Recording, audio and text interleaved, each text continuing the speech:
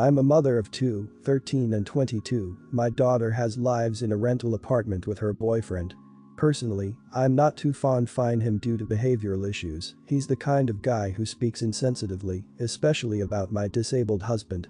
He has nothing against him, but he keeps making backhanded comments about him constantly, and for that I limit his visits to my house since I have a younger son, and it's not acceptable to speak about his dad this way. Only my older daughter visits for the time being, but she complains about me being too harsh on her boyfriend. One day she brought up my husband's pickup truck that's been sitting in the garage since my husband got injured and disabled and asked if I was willing to give it to her and her boyfriend to fix and use. I declined since the owner is pretty much alive and well and he gets the final say on what to do with it. My husband loves this truck and holds it dear to his heart, so I see it as precious object. My daughter kept bringing it up saying her dad can't drive anymore, so I should let her and boyfriend have it. I sternly told her to stop talking about it. Thursday, I was out shopping when my son called saying his sister's boyfriend came over and towed the truck and left with it. I was furious. I called my daughter, but she didn't answer. I sent voicemail saying I'd call the police if they didn't return the truck, but nothing. I waited for a few hours, then called the police and had them sent to my daughter's place to retrieve the truck. Her boyfriend was arrested in the process. My daughter called crying saying I should tell the police to let him go as she gave him the key to our house to take the truck, but I denied giving permission to take it. She came begging me to go to the police station and get her boyfriend out, but I refused and said I won't drop it after he broke in and stole the truck, and her excuse didn't hold up since she wasn't a resident of the house to give him permission to enter, let alone take the truck. Her boyfriend's mom threatened me saying her nephew is a cop and will get him out no problem, but I ignored her. My daughter kept yelling at my husband when he was in bed telling me to say something. That's when I told her to leave. My family got involved saying I should let her boyfriend get out or I'll lose my daughter and get her to hate me, but I refused, otherwise he'd do it again. I'm not sure if I'm morally doing the right thing since that's my daughter's boyfriend and she cares about him. Not the idiot.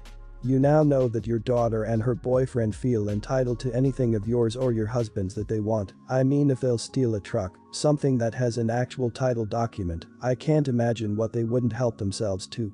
Change the locks and make sure they only have access to your house when you guys are home. And I'm sorry to say this, since it seems like you want to put most of the blame on the boyfriend, but your daughter created this situation.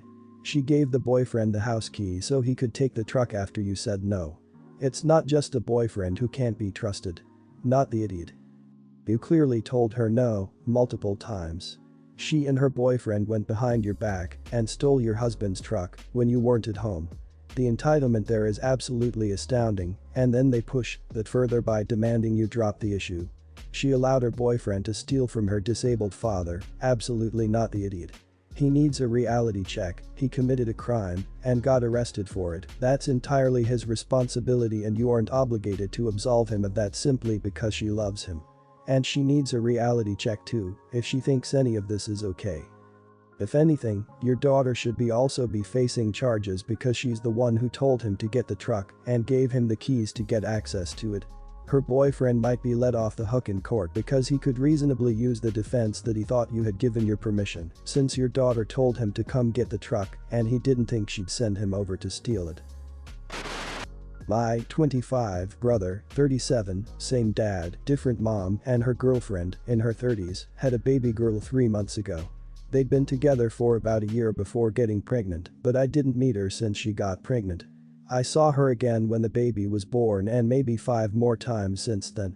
I'd like to visit more my niece, but I'm just starting my freelancer business and I'm taking on a lot of work to build my portfolio. Sometimes I don't leave the houses for weeks due to work. Since the very day baby niece was born, my brother's girlfriend has been telling me to her over for a sleepover every single time. It started as a mild suggestion, she's been getting more and more insistent. Last weekend she straightforward asked me, when are you gonna take her for a sleepover? I told her I don't have the time right now as I work every day. On my only day off I sleep and chill but still work a couple of hours. She told me I could make some space in my busy schedule for my only niece. I calmly told her I don't even know how to take care of a newborn and that I'd be work for the grandparents. I live with my parents. She then went on making a fuss about how little I love my niece and that I never spend time with her. That I can't be that busy. The point is I work from home, mostly in my pajamas. So when they see me, they don't think I'm working at all. Or they come for lunch, and I've just woken up cause I stayed up working till 6 a.m. So they think I'm just a lazy idiot. I blowed up and told her that if she wants me to babysit her daughter she'll have to pay me for the work hours I miss. Now everyone but my mom thinks I'm an idiot for the way I talk to her. Am I the idiot? Not the idiot. Truthfully, she's probably trying to pawn her daughter off on you so she can have a night away from her daughter. I'm a mom of 3 and know firsthand how hard it is those first few months with sleep deprivation, but instead of trying to make you feel bad for not having a sleepover, she needs to ask someone for help if that's what she needs. On another note, who in their right mind wants to have a sleepover with a 3-month-old? I love my kids to death and am actually very good with babies, but if someone asked me to have a sleepover with their 3-month-old, I'd laugh in their face. She shouldn't have had a kid if she was only going to try to pawn it off on someone else to take care of. I don't know any parents of newborns that would be comfortable with someone who has no experience with babies watching theirs overnight. Your sister-in-law is off her rocker if she thinks she can demand someone else take care of her kid while she goes off and does God alone knows what. I understand needing a break, but it's never cool to push childcare on someone who doesn't know how nor wants to do it. You don't have to babysit any kid if you don't want to, you have work and your own life to focus on, she just wants a free babysitter. Stick to your guns, even if you had time to babysit she is not entitled to your free time. Some people just refuse to accept the word no and then act shocked when people get harsh with them. You said no and have an explanation on why, even though you literally don't need a reason to not babysit someone else's kid and she didn't accept, she can't truly be surprised when you snapped. I come from a conservative Christian family. All my family members are involved in the church and have church-based jobs. When they met my wife they loved her and embraced her as their own. We dated for 2 years and discovered she was pregnant after we got engaged. Invitations were already given at the time, and we decided to still have the wedding on date when my wife was 5 months in. My family were furious when they found out my wife was pregnant. They asked if we even still considered having a wedding. I said why not, but they were very upset, especially mom and dad, who said they've always been known for their decency and good Christian values and weren't willing to let this stain their reputation. As in my wife and I getting married while pregnant. They officially dropped out and refused to negotiate, saying it was done and I have only myself to blame for this outcome and should move the wedding out of town. I was hurt. I tried to change their minds and checked with other members, but my brother said he had no intentions to look like a joke in front of his fellow church members and dropped out. My aunt pretended to be sick and said she may not be able to make it, she's 100% healthy. My cousin said he had business trip and stopped his wife and kids from attending, and my uncle cussed me out, torn the invitation, and kicked me out. I felt terrible with no family members of my own to support me and share my joy at my wedding. I even broke down crying after the ceremony. I haven't spoken to them for months and then got busy with my 4-week-old daughter. My cousin reached out to hand me gifts and well wishes for the birth of my daughter, sent from my family. I returned everything. He sat with me on behalf of the family, saying I shouldn't have returned gifts that were from my family who want to see and hopefully be involved in my daughter's life. He said mom's longing to meet her grandbaby and everyone else is wanting to visit soon to celebrate my daughter's life. I asked him this question. I said, wasn't my daughter the reason why the entire lot of them abandoned my wedding? He just stared grudgingly as I went on about how they treated my daughter as something to be ashamed of and hide. My daughter at some point will ask about the wedding and I have no intentions on lying to her. He replied saying he guaranteed I got it all wrong and no matter what goes down between us, I can never deny that my daughter is their granddaughter or niece, etc., and they're her family. He asked that I arrange for them to visit, but I refused. He kept pressing the idea, but I shut him down. My wife says I should let them come, but I still refused. Not the idiot. Keep them away from your daughter, you're right, they are toxic. My friend has a similar thing happen, but let the family back into his life. He found out years later that the family would pull his daughter aside from when she was about 4 up until she was about 12 or 13 to tell her she was an idiot and a sinner. Awful stuff. He immediately cut off his family again when he found out, but it really screwed his daughter up for a while until he got her therapy. I personally think that they reap what they sow. Plain and simple. They ditched you as family because of your daughter. Now you need to protect her from them. What if they pull this on her? What if she does something they don't like or they consider a stain on their reputation? No. They do not deserve to meet her. They ended that relationship themselves. Not you. Good riddance to bad rubbish. I have in-laws who use religion to try to control and shame and judge me. I've walked away and am so much happier not being around any of them, so I know where you are coming from. They chose to shame you and your wife over her being pregnant, and now they learn the hard way that being a grandparent, uncle, great-aunt, great-uncle, and cousin is a privilege and not a given right, and if they are going to be so disrespectful towards you and your wife over this pregnancy and your wedding, then they've only got themselves to blame for no future relationship with you, your wife and child. Your child doesn't need people who are disrespectful to her parents in her life just because they are family. I, 17, have been dating Josh for the last 2 years. We were friends for a while beforehand and grew closer to each other after some friends moved away. My mom met Josh and I met Josh's dad. Well, I guess you can figure out what happened here. 7 months ago my mom started dating Josh's dad and now they're engaged and in the middle of moving in together.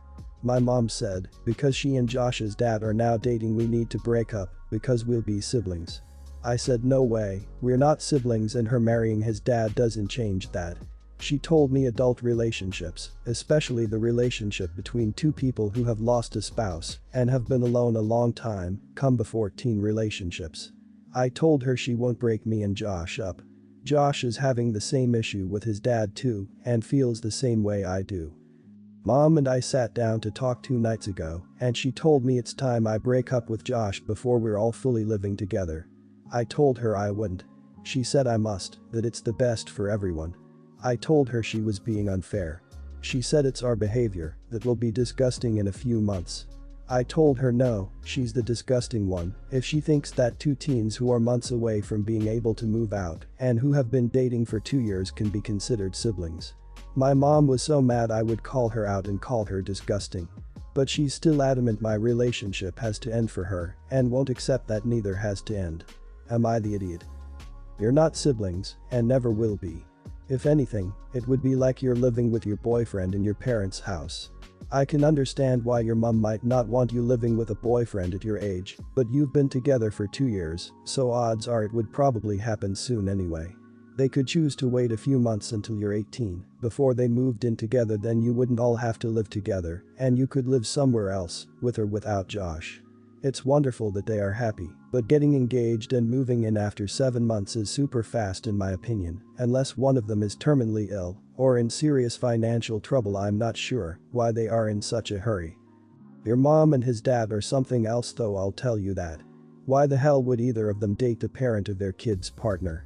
Like what goes on in someone's head to make them think that after 2 years of their children being together they will start their weird relationship and force you all to break up because they are adults and you are not? What happens if you and Josh get married? Are they going to come to your wedding as both of your parents and in-laws? You are not siblings. She only knows his dad because you were dating Josh. I would tell her, not only are you not breaking up, that moving in together will just allow you to be more physical with each other. Nothing she can do about it. She wants to push it, then C will just cause you to move out and cut her out of your life. Make sure all your family knows where the cards fall. Are you guys planning on going to college? If Josh is on board, I would just do whatever possible for you guys to move out, either together or separately, but keep dating and just go low contact with the 2 of them.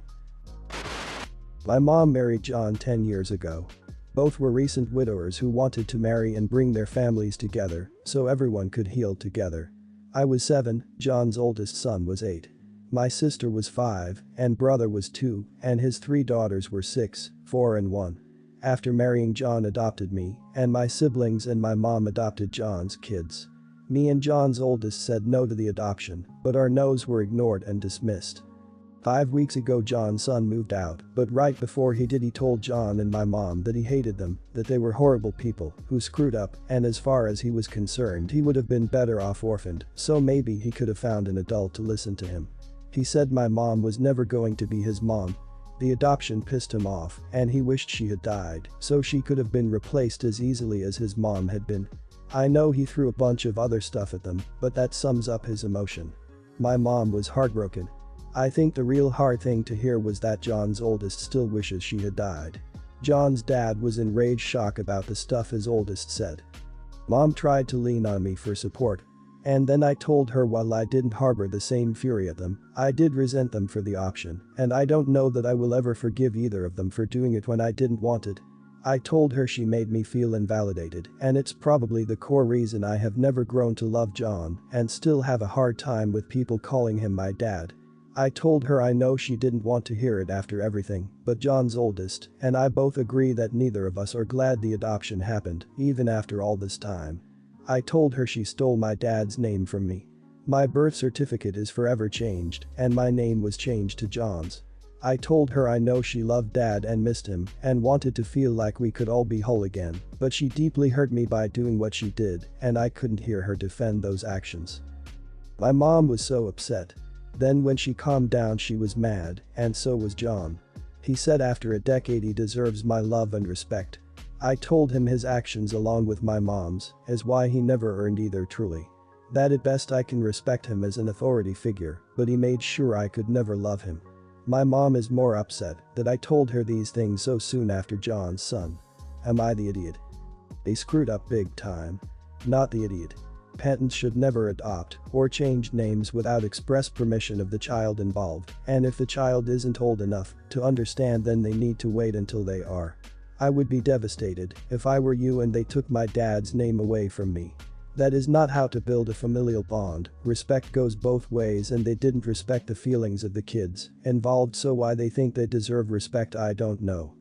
Both of your parents thought that getting into a new relationship would heal the wounds, but it was a single band-aid on a large, deep gash. Wounds like that take time to heal, and both of your parents were selfish in not getting both of you the help you needed to properly grieve for your dead parent and by not listening to the feelings of their eldest children who still remembered their dead parent. Not the idiot John and your mother are. Marrying each other was just their way to hide their grief away. Problem is that they forced their solution to all of you without really thinking what they were doing, and they're still not listening to you. Claiming that after a decade of living together he deserves anything is preposterous. I'm really sorry you had to go through that. Hope you can get some help to unclog all your feelings in a space where your mother and John cannot invalidate them.